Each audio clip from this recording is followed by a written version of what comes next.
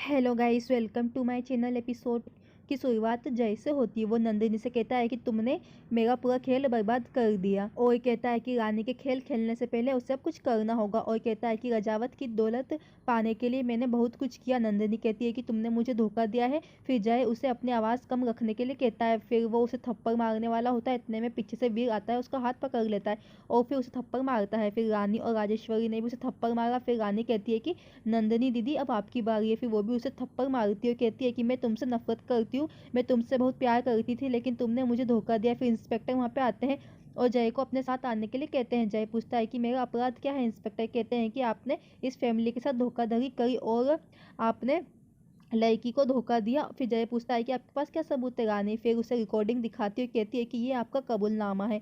वो कहता है कि तो ये तुम्हारी प्लानिंग थी और तुमने मुझे मूर्ख बनाया। रानी कहती है कि हाँ, तुम पहले से ही मूर्ख थे, वरना तुम कागज को फाड़ सकते थे। फिर जय बोलता है कि उसे जेल जाने से कौन बचाएगा। फिर रानी उसे बाद में माफ़ी मांगने के लिए कहती है और उसे फिर चंपा को बुलाती है। चंपा वहाँ पे आती है और जय के खिलाफ बयान देती है। वो बताती है कि उसने नंदिनी को कैसे पीटा और उसे घर का काम करवाया। फिर रानी ने चंपा को जय के खिलाफ अपना बयान देने के लिए जो कहा था वो याद कर थी, क्योंकि वो अपने माता पिता का नहीं हुआ, तो तुम्हारा क्या होगा। फिर रानी नंदिनी से पूछती है कि इस रिश्ते का क्या फ़ायदा जहाँ सम्मान नहीं है। फिर जय नंदिनी से माफ़ी मांगता है। नंदिनी कहती है कि मैं इस रिश्ते को खींचकर थक गई हूँ। राजेश्वरी पूछती है कि तुमने मुझे क्यों नहीं बताया। नंदिनी कहती है कि मैं उसे परेशान नहीं करना चाहती थी।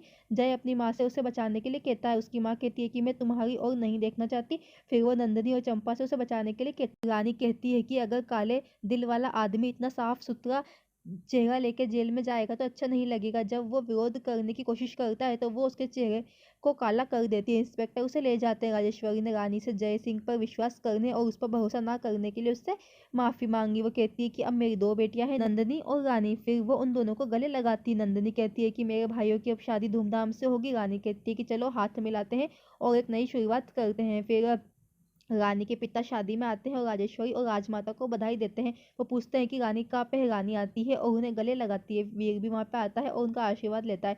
फिर विक्रम और क्यारा मंडप में आ जाते हैं। पहले विक्रम और क्यारा की शादी होती है, सब उन पे फूल बरसाते हैं। फिर बाद में रानी और वीर आते हैं, वो एक दूसरे को वरमाला पहनाते हैं और फिर उनका सॉन्ग बैकग्राउंड में बजता है। फिर वो लोग फेरे लेते हैं। वीर उसे मंगलसूत्र पहनाता है। पंडित जी उन्हें शुभकामनाएं देते हैं और कहते हैं कि मैं आपको चेतावनी के साथ बता रहा हूँ कि आपका टाइम आ गया। फिर वो सब साथ में कहते हैं कि अपना टाइम आ गया।